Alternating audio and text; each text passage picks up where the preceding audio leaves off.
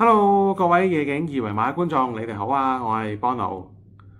好啦，咁啊嚟到咧就嚟緊七一啦，就有跑馬咯喎，咁啊真係馬不停蹄啊！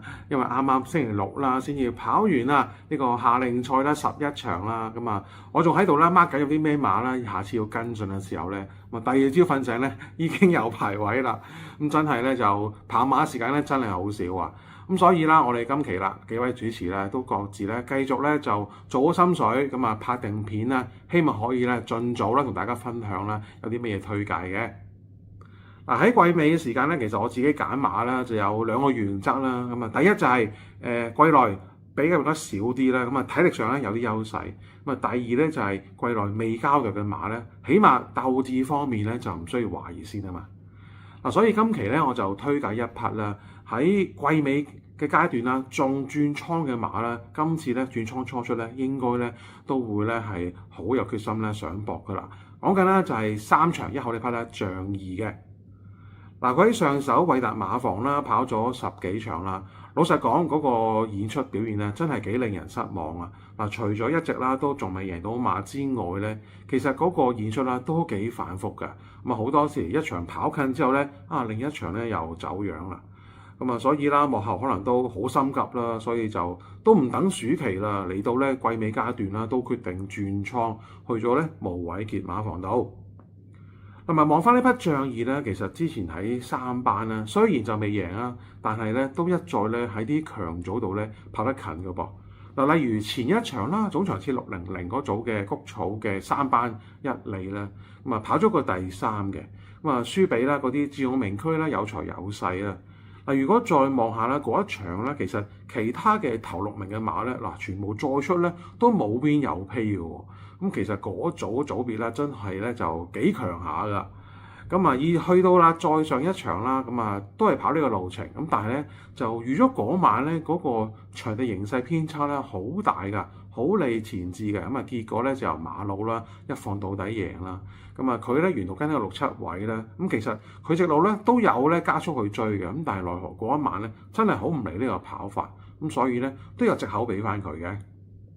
咁今次咧就除咗轉倉概念啦，仲有落班喎嚇，咁啊落嚟4班啦，過翻嚟田草跑1400，咁啊直路長啲啦，咁希望咧都有足夠時間俾佢去追啊。嗱，望翻呢匹馬埋門啦，嗰個準備咧，阿潘頓啦都喺田草1000啦，幫佢做咗個咧就大閘啦，同埋1000閘咧當然對嚟講嫌短啦，咁所以早段咧佢跟得比較後啲。咁但係去到 last 200咧，咁啊潘頓少少輕輕鬆鬆韁繩啦，隻馬自己咧即刻咧就加速啦，飆咗上嚟嘅。雖然過終點咧佢就係第6名啦，名次上咧好似咧就唔係話好叻啫。但係如果大家咧翻去睇翻嗰個全條片咧，其實當過咗終點之後嗰個餘勢咧佢係非常之好啊！跑多50米咧，佢基本上已經咧將啲馬咧就趕過晒啦，自己咧就透出嚟添嘅。咁所以話咧，其實咧呢匹馬現時咧嗰個狀態咧，應該咧係咧就冇起緊嘅。咁啊，相信啦，無偉傑接手咧都會想咧盡快咧就交代噶啦，因為咧偉達好多轉出嚟嘅馬咧都係寶藏嚟嘅。咁啊，唔少馬房咧即刻咧都能夠交代得到嘅。咁啊，希望呢隻啦3場1號嘅象二啦都唔例外咧，聽日可以咧幫大家帶嚟一場頭馬啦。好啦，咁啊，今期嘅介紹咧就嚟到呢度咯噃，咁啊，祝大家贏多啲，咁我將時間咧交俾下位主持啦。大家好啊，咁啊又到咗夜景二維碼嘅時間啦，咁大家都知道今晚又係呢個雷暴警告加落雨啦，咁所以就我哋主持都決定今晚都繼續錄影嘅模式同大家去即係傾聽日即係7一回歸日嘅賽事。咁聽日就跑10場賽事啦。咁我自己咧就推介咧就係第4場嘅。咁第4場咧就係跑呢個4班1200啦。咁嗱我會推介邊隻咧？其實咧上一次咧即係佢就同隻起旺區同場。咁樣咧就因為阿張飛揀咗咧，我就原本諗住介紹呢隻嘅，不過就冇介紹到啦。咁俾張飛揀咗嗰場，咁但係嗰場好彩咧，就即係我哋喜勝進區贏咗啦。咁今次都會介紹翻喜勝進區嘅。咁點解揀喜勝進區咧？咁你話上次喂谷草贏完啫喎，今次轉嚟田草咁得唔得㗎？咁嗱，大家可以我哋又睇下佢上次嗰個佢點樣跑啦，好嘛？咁嗱，我哋咧就睇翻上一次谷草賽事啦。咁佢上次咧其實咧就即係一個少少偏慢步速。嗱，我哋見得到咧外邊我手指度紅衫紅黃帽嗰隻嗱，見到咧艾少禮咧其實咧佢沿途喺二碟啦，跟住就入直路咧就比兩比啦。嗱，見到呢度咧其實佢仰下都冇打過邊啦，而家開始咧就比一邊。即係仰一邊啦，嗱，再仰多一邊，跟住已經大開咗成2個幾馬位啦。嗱，最後50米咧，剩翻30度咧，佢已經收腳。咁嗱，其實大家見到呢隻馬咧，即係話喂4班之前好似好多人冇見過呢隻馬喎。咁即係呢場又贏得好似好賺咗前面個步速咁樣。咁但係其實你應該姿態咧都好輕鬆。咁我哋睇完呢場賽事，我哋睇翻喜勝進區啦。嗱，喜勝進區咧，其實咧大家如果有留意咧，嗱睇睇嗰個即係出賽嗰個頻率，你見得到咧，上一個馬季咧去到6月之後咧，到今年4月先出。嗱，其實呢隻馬咧，即係中間有啲傷患過。咁你諗下嗱，如果正常嗱呢件衫咧，其實就同即係嗰件喜旺啊、喜智寶啊、喜旺區啊嗰啲嘅馬主係同一個家族擁有。你見到件衫咧，其實都一樣嘅，只不過紅黃色調轉咗嘅。嗱咁嗱呢隻馬咧，其實即係你見得到咧，佢上年6月之後有事之後咧。其實佢如果講真啦，隻馬即係如果唔係冇乜質素或者冇乜用處嘅，其實你諗下，你由6月養到去4月，咁即係養咗差唔多成10個月，咁呢10個月都白交養馬費喎，咁仲要醫咧即係中間啲錢都唔少。咁通常如果啲馬唔係得嘅話咧，聽聞啲馬主咧通常都會退役，咁但係佢哋唔退役咧，總會有佢嘅原因。咁嗱呢一隻馬終於啦，嗱咁上一次就展現翻佢真身啦，嗱咁佢今季跑咗2-3場，咁曾經都喺田草1400跑過啦，咁基本上都係喺前面跟翻嚟，到前一仗咧即係1200嗰場排跑馬地咧就少少上嚟跑到第4咧，其實嗰場都跑得好好，咁上場就現到個真身，大家睇下頭先嗰條片啦。嗱咁啊嗱，有冇轉嚟沙田？其實呢一馬咧，你見得到咧，都係個父系秋陽咧，其實都係好血統嘅馬嚟。加上呢隻馬咧，其實媽咪嗰邊咧，其實佢就贏過4場，即係1000、2000、3米咁。其實血統方面都算好好。咁所以我諗即係亦都馬主唔捨得啦，就保留翻呢隻馬啦。咁嗱今次啦，佢報到呢個田草1200。咁我講翻少點樣我會揀呢隻點樣咁着數咧？嗱，其實上場大家見到個贏馬加6分，咁但係上場贏馬加6分咧。咁你睇翻上次係咩磅咧？上次咧咩121磅，今次咧咩123磅，贏馬加6分，但係加得2磅，仲要繼續排翻個1檔。咁嗱，你睇翻啦，成場馬講真，你應該1號2號好似上次咁都係大家喺度前面放㗎啦，係嘛？咁你後面嗰啲咧，即係呢啲都唔好熟嘅啫喎，什麼陸小鳳都好似想追一段嚇，咁咩幸運旅程係盡晒㗎啦。咁你知我醒咧就上嚟好少少，但係排個大外檔，其他嗰啲咧都係似是而非。咁你諗下佢排個1檔，咁啊最緊要上場贏馬加6分啊，得嚟加個2磅，咁點樣唔着數咧？係嘛？即係佢純粹轉咗個場地啫嘛。咁你轉咗個場地之後咧，其實而家你見到呢隔夜咧，即係我哋錄影嘅時間咧，仲係70幾蚊咧，我覺得真係非常之抵，因為即係大家都覺得哇隻渡月橋喂上次贏唔到，咁今次係咪保中啊？無疑上次渡月橋我自己都有推介，我都買啲面皮，但係即係有啲失望嘅，即係你連即係手到齊來都過唔到咧。即係我自己啊，真係覺得即係咪想象中咁高咧嚇？即係雖然你話潘頓可以托大咁，但係如果你托大嘅，咪應該要過佢咧。咁最尾嗰步有幾步仲要跌埋，即係仲要俾後面後上跌埋條 Q 得個 pace。咁所以嚟講咧，我見到呢場馬，我唔覺得即係喜勝進區轉場佢又會有蝕底咯。咁始終即係佢係咪未跑過沙田？咁你話嗰次1400，咁其實佢前面跟翻嚟都 OK。咁都係嗰句啦，你跟住喺前面。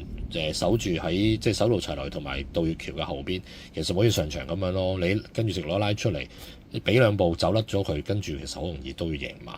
咁所以今場就繼續推介翻俾大家啦。即係第4場11號喜勝進區，咁希望即係阿方仔即係聽日都手馬都似啲樣嘅，有幾隻都咁，希望佢可以即係贏馬。咁呢隻起頭攬。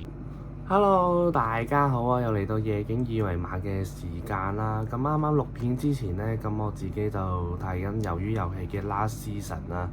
咁而家呢，就睇到 Last Season 嘅第2集啦。咁呢一輯咧，其實都有好多情節都要交代翻㗎啦。咁咧，我而家就啱啱睇到咧，即係佢哋咧就玩緊個遊戲啦，即係佢哋要喺迷宮入邊咧，即係紅隊揾到藍隊咧，然之後就將對方咧殺死咧，先至可以咧繼續玩到下一關嘅遊戲嘅。我而家就追到呢一度，咁我一陣間錄完片咧就繼續追㗎啦。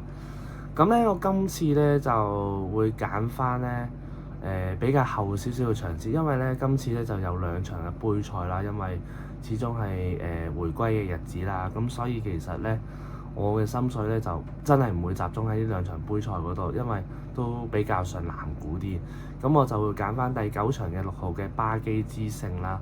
咁你睇翻其實上一次咧潘頓就以一個大熱門嘅身份就騎呢一隻馬啦，咁咧最後咧就大熱島就輸咗啦。咁咧就賽後報告咧就話咧隻馬其實冇嘢嘅，但係潘頓咧就話隻馬咧就有啲異常啊等等諸如此類啦。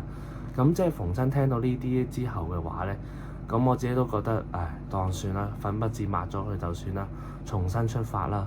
咁隻馬其實隔咗1個月之後咧，再報名就再跑翻個同程啦。咁其實蘇偉賢今次都有幫佢轉下啲配備啊，睇下可唔可以幫到隻馬啦。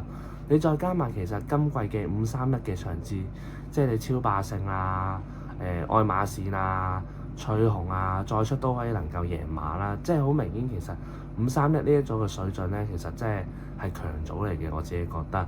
所以其實我覺得咧，真係要參考翻531呢一鋪嘅水準嘅場次去買馬咯。咁雖然你話隻巴基之星幾鋪大熱門你都大熱到做啦，咁好明顯其實幕後咧都好想快啲將隻馬盡快交代啦，因為冇理由次次都係咁噶嘛，我覺得冇乜可能咯，我自己覺得就係。咁你今次換翻個奧爾文咧，我就諗住佢起碼有8至9倍嘅賠率嘅，但係咧原來而家都有5倍左右啦，我自己覺得咧都嗰個飛數上面都落得比較多嘅。咁唔緊要啦，咁因為其實呢隻馬咧，其實個狀態都算係側身啲啦，同埋又跑得少啦，都理論上都可以賺到啲體力嘅。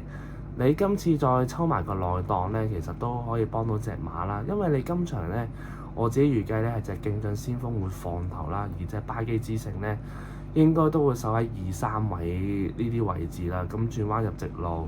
咁望空睇下可唔可以幫隻馬可以交代到啦。咁所以我今次嘅心水咧就會揀翻9場6號嘅巴基之星俾大家啦。咁咧我今次嘅分享咧就去到呢度啦，下次再同大家見面啦。我而家就追埋餘下嘅魷魚遊戲嘅 last season 啦，拜拜。大家好，我係柳仔啦，咁歡迎收睇呢個夜景二維碼括弧拍片版。咁我唔知大家見唔見到我嘅左上角23:3334啊，係真嘅。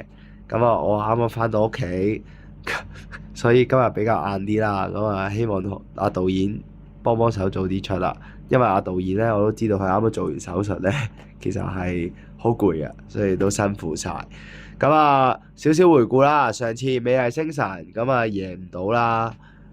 都叫有條 Q 啦，另外我覺得嘅主要對手嗰啲嘉應奇兵咧就傻嘅，就跟住百位多贏一齊喺前面肥啦，翻嚟彎咗啦，另一隻係自力更新啦，真係呢啲馬咧唔喘明咧，你幫佢走得順咧，其實佢好叻嘅呢隻嘢，不過佢而家年紀大咗咧，所以種感覺就又喘明，所以先唔係咁穩陣啦。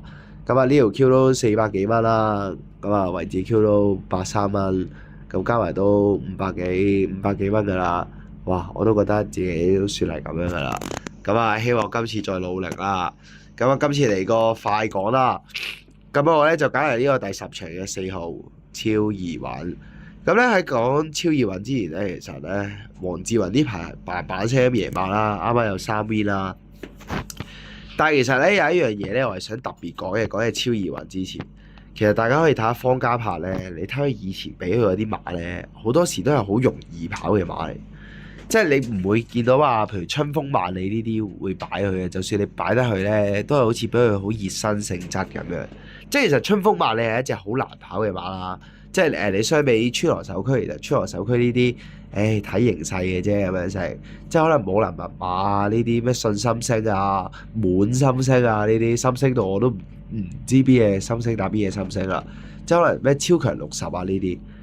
呢一個想帶出啲咩咧？其實方嘉柏咧有好多好難發揮嘅馬咧，以前唔俾佢跑咧，我唔知係咪依家見到佢進步，所以啲春風萬里呢啲咧都俾佢跑，而佢又真係交得到成績啦。所以咧，依家咧你見佢雖然話減5磅啊，但係佢啲支持其實冇乜特別少到。咁啊，另外又贏好多馬啦。始終你季尾階段咧，你有5磅減咧，係真係可以爭好遠。咁啊，所以我覺得黃志雲呢個可以當係追寶尾啦。咁啊，簡直超易雲啦，好似。咁其實超易雲今季咧，除咗初出咧，阿布生啦。咁啊，你當佢大林馬咁樣，即係比較大隻啲，咁啊熱身一場啦。其實佢今季咧就好準嘅。呢隻馬係好難跑，真係好難跑。即係啲腳口又唔好啊，翻步又論盡啊，之後又轉彎又頓頓地咁樣啦。因為始終可能身形限制啦。但係我想即係俾大家睇下咧，上一次去跑咧，其實艾杜拿嚟嘅喎。即係其實艾杜拿前一次係贏緊呢一隻馬喎，咁其實佢依家條難度咁慢步速啦，咁其實好啦，出面嗰啲咩同益是啊、明亮天下走啦，咁佢呢度 check 一 check 啦，我係冇諗過去順勢鬆住隻馬，好啦，呢度啊中一中咁樣，之後佢走去做啲咩咧？走喎！你睇入面有啲咩勁進光輝啊、瑞奇威風、君子傳承，君子傳承都要3踏，同益是呢度已經6踏、7踏。佢有8踏發力，咁啊走上嚟啦！你睇佢隔離嗰隻君子傳承，粉紅色衫、粉紅色袖嗰隻，紅色衫啊，應該話粉紅色袖。其實本身拍住呢一度，俾佢甩咗半個馬位。其實可能原本你見到超易位個勢咧，就其實好好嘅，但係你咁樣跑又兜大外踏咁樣，你翻到嚟第5喎。你前面嗰啲咩飛輪步啊，即係你呢啲。俾佢走順咗啊！君子傳承嘅進步啊！咁啊，但係如果大家有即係記得嘅話，我呢場就係君子傳承啊，然之後覺得瑞奇威風啊呢啲咁樣成咁啊，另外張飛又揀飛輪步啦。其實你輸俾呢啲馬咧，其實一啲都唔失禮，但係騎嗰個艾杜拿就有啲失禮咯。即係其實我記得咧，佢本身都4-5倍，之後落到27蚊喎。好啦，咁啊金劑，唔好包艾杜拿啦。點都撐下自己徒弟，咁啊1、2、3再減5就118。今日對住啲即係叫做初次真情嘅元朗精英14檔啊，跑晒俾你睇嘅升價，金城名區係13檔啊，係鐵金哥叫有個2檔啦咁樣成。咁其實我覺得你4檔，喂，如果你走得順隻馬嘅話咧，其實呢啲馬可以本起歸還返，佢有分喺手啊，即係一定唔會好多噶啦。我諗10至15分咧就應該有嘅。咁其實如果你拉翻勻你10至15分嘅話，其實你最多都係2班榜底嘅啫。咁即係話你3班都應該有少少超啦咁樣成。咁啊，如果黃志雲即係其實好容易嘅啫，方嘉柏俾佢睇，你唔好好似上次咁樣跑 ，OK 咁樣掂㗎啦。即係呢個當然配音啦，所以我就點樣都揀係超易雲先嘅。咁啊，另外我嘅最大對手其實好多時都係我啲配腳㗎啦。第一隻一定係鐵金剛啦，始終佢準啦。咁啊，其實你睇佢，即係其實你呢啲馬叫唔叫衰馬咧？睇咩角度咯？對於我嚟講就一定係咯。其實我都賭咗好多次 win pay，咁其實佢都係得1 V 嘅啫，仲要個1 V 26蚊嘢，算啦呢啲傷心嘢嘅。不過佢真係始終同你跑一個準字，佢又有個好檔咁樣成。所以呢一隻就一定要翻啦。另外我想講下隻12號嘅奸影巨星，4班嗰一劑咧，佢係贏隻紫荊拼搏啊，即係全程賺晒咁樣。嗰場馬個步速又有少少慢啊，即係你望下後邊有啲咩銳一啊、多彩多姿啊、仙道神話啊、紅衣醒目就好似有少少停滯不前咁啦。咁啊，考亞光叫落咗班啦，標誌星球啊住咗個谷草之後都叫有嘢睇啦。咁啊，喜勝進區直頭喺4班，雖然話谷草贏啦。咁其實我覺得呢一集馬唔差。再睇埋上一次咧，佢唔係叫初上三班，佢叫翻去三班。咁你對住喜尊龍，即係啱啱嗰隻嘅喜尊龍咁啊冇得講啦。綠野飛馳，南區之星有啲失望嘅，同埋係咁第四嘅幸運派彩啦。但係我覺得你對住呢啲對手輸咧，你係真係有啲難搞。但係你睇個段速13秒04，20秒72，其實你跟前啲都要死嘅。咁嘉應巨星已經唔係一隻三班特別超嘅馬啦。咁佢再叫重返三班之下跑呢一個步速跑，其實都係爹多我蓋。咁其實你睇翻今次咧，你話快馬可能係呢一隻光年80焗住吸埋嚟啦。咁啊元朗精英會快啦，開心5月就應該會快嘅，同埋佢轉咗初啦，首到再來會快。咁其實佢個11檔咧，如果 cut 到埋嚟咧，唔好好似上次咁樣自殺式狂放喺前面，其實。呢一隻係絕對有機會，始終佢係三班有一個試過入位置啦，所以呢一隻咧點樣都要攬翻。即係我依家呢一個時間咧，出面咧又橫風橫雨行雷閃電咁樣啦。呢一隻嘢係極度低沉噶啦，就係明亮天下。但係要記住呢隻嘢，無論好似黏地，總之逢落雨咧，佢都係好着數嘅。係，因為呢隻嘢落雨係跑高少少嘅，即係有陣時羅富全啲嘢咧，原本好地地，之後隻馬彎彎地咁樣咧，佢揀有啲嘢突然之間變一變咧，即係我唔知會唔會變天啊，係啦，即係可能落雨就會好啲啦。如果你即係啲正 Q 位置 Q 啊4連環4重彩啊拖呢啲咧，就係分呢啲馬嘅啫。所以我今次嘅心水就係10場4號超易穩。咁啊，我都係嗰啲正 Q 位置 Q 拖翻啲咩鐵金剛啊，嘉應巨星啊，睇下落唔落雨啦，落雨啊拖埋明亮天下，呢啲馬實好分嘅。咁啊，至於你話聽日如果我覺得熱咧，一定係本領輝煌。但係本領輝煌咧，我覺得上次留到好後，衝得好勁，今次一檔之後就應該會係熱門嚟嘅，我覺得唔係好值，所以我揾其他馬攻擊佢。咁啊，睇下大家啱啱心水可以參考下啦。咁啊，聽日照舊跑4點頭場，咁就聽日贏多啲，祝大家好運，拜拜。各位朋友大家好啊，歡迎收睇《夜景二維碼》㗎。咁啊，今集節目咧就我暫時係錄住播先啊，佢哋話唔知會唔會做 live 㗎。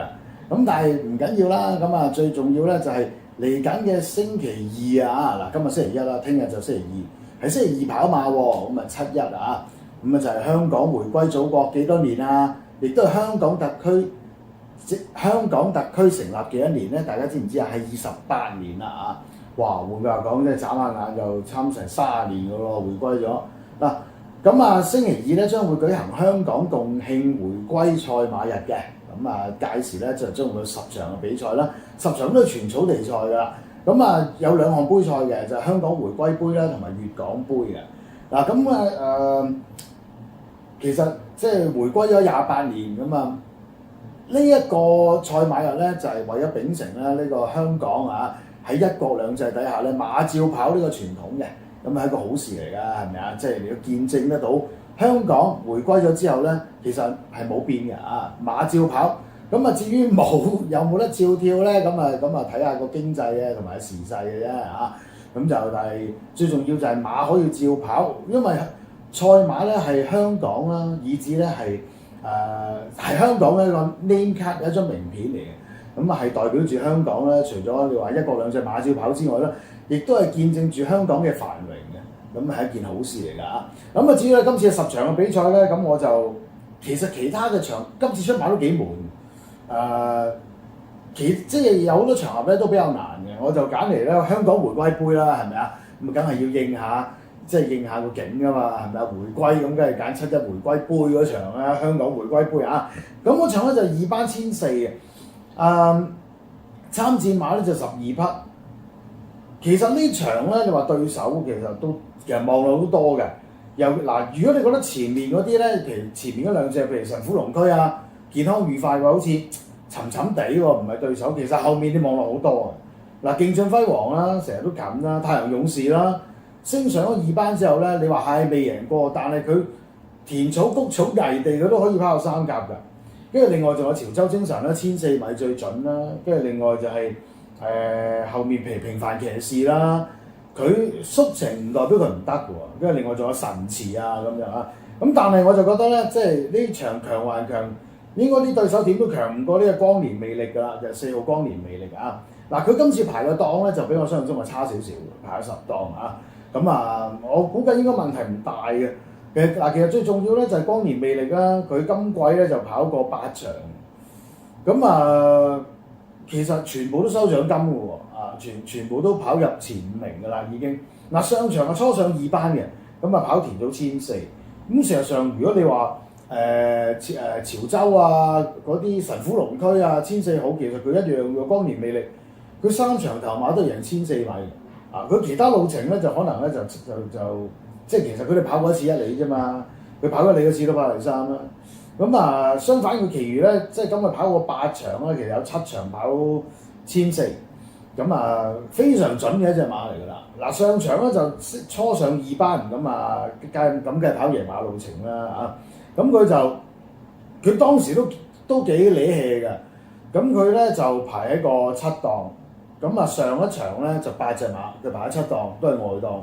嗱今次咁12隻馬佢都排過10檔啦，係咪啊？即係都係偏啲，所以排咗偏又唔係好怕嘅。但係上場咧就馬出閘偏慢嘅，咁啊而且咧係受到擠逼，頭2段攤咗落去包尾，跟住咧就直路初段咧就移出嚟外欄追，跟住咧去到末段咧仲可以輕勝對手個幾馬位贏咩馬贏武林密碼嗱，當然啦，你話贏武林密碼我就唔覺得係。即係非常好，因為武林密碼2班真係贏唔到，仲未贏過2班，係嘛？淨係贏3班啫嘛。咁但係佢咁喎，佢可以第3、4、5名係咩嚟嘅咧？係嗰啲勁進輝煌啊、潮州精神啊、跑包尾嗰隻咧就係健康愉快。咁即係換句話講，其實呢幾隻馬今次都會同場再對壘嘅喎。咁啊，相比光年魅力上場，佢都可以輕勝你哋嘅話，今次再贏多次其實唔奇喎啊！咁啊，其實上場光年魅力咧咁嘅情況底下都可以贏嘅，難度相當高。既然可以初上2班出閘偏慢，跟住咧都可以攬贏你哋嘅話，今次加咗分，再對上你哋，要再贏其實一啲都唔難嘅，呢個光年魅力啊！同埋你諗下潘頓嘅呢場好多馬可以揀嘅，咁但係佢都係揀咗光年魅力。咁事實上呢隻馬就未見底嘅，咁我覺得係即係有能力會再嗱尤達榮出一對進步騰飛，佢上場佢交俾阿田泰安，佢其實早段留後，佢都已經係即係竭盡所能㗎啦，即係全程留住喺後面同佢鬥爆一段，佢爆唔到幾多爆唔到㗎，結果跑到第5名翻嚟。咁即係尤達榮出一對，我諗個主力都係潘頓呢一隻㗎啦，主力都係潘頓嘅光年魅力㗎啦啊！咁啊，其他馬蔡約翰雖然出3隻啫，咁啊，但係我覺得啊比較樂觀啲嘅就係勁進輝煌咯，因為佢賽前咧佢仲會有再試閘，咁啊似乎即係嚟到季尾咧都仲係搏㗎呢隻馬啊，咁所以就。即係如果你話馬膽啊獨贏對象咧，第5場都不作他選㗎啦，就係光年魅力㗎啦。咁啊，另外咧其他嗰啲咧就可以考慮下勁進輝煌啊咁咯。咁啊事實上啊呢個光年魅力啊，即係都即係個馬主啊同國內啊即係啲國內嘅馬主息息相關咁樣。咁如果贏咗啲香港回歸杯咁啊，其實對馬主嚟講都好開心啦，係咪啊？咁啊，光年魅力今次配上潘頓咧，都係希望可以再贏㗎啦。同埋呢啲馬，佢依家93分，未來明年即係下一季咧，佢去到5歲嘅時候咧，都仍然可以再有進步。到時咧，呢啲光年魅力呢啲應該可以參加分級賽，應該問題唔大嘅嚇。咁當然啦，睇咗呢場先啦。如果呢場能夠輕勝啦，超過100分啦，咁下季咁啊可以染指一啲分級賽事。但係其實今次光年魅力啊，唔需要太過擔心嘅。嗱，雖然咧你話喂佢上場贏好至快地，佢又未即係嗱，聽日會唔會落雨啊？唔知啦。咁啊，大隻馬就未跑過呢個黏地啊咁樣啊。嗱，如果假設佢落雨跑黏地，我覺得其實問題都唔係好大嘅。佢因為其實之前咧，佢都喺一啲咧偏遠少少嘅場地裏面贏啊。雖然唔係龐羅大雨，咁但係我覺得就算聽日跑變化場地對光年魅力嚟講咧，個影響都唔係好大啊。咁既然潘頓可以即係潘頓係繼續揀佢，咁啊都應該有佢嘅道理嘅嚇。咁所以咧，今次咧夜景二維碼咧，我就揀嚟第5場啊，4號嘅光年魅力俾大家啊。第5場4號嘅光年魅力。咁啊，至於你話其他配腳嘅，咁啊揀啱啱講咗啦，勁進輝煌啊，另外太陽勇士啊，呢啲喺二班未贏過，但係咧佢二班咧唔同場地都近嘅啊，咁啊好犀利嘅其實都。咁啊贏唔贏到光年魅力就唔知，咁但係咧作為配腳都係要嘅。所以咧今次提供就係馬膽，即係4號啊光年魅力啊，配腳可以拖3號同5號嘅啊。咁啊我啊要繼續喺度度下價先，咁啊因為7-1啊嘛，咁啊梗係要度價㗎啦嘛，咁啊。下一次節目時間再見啦，拜拜。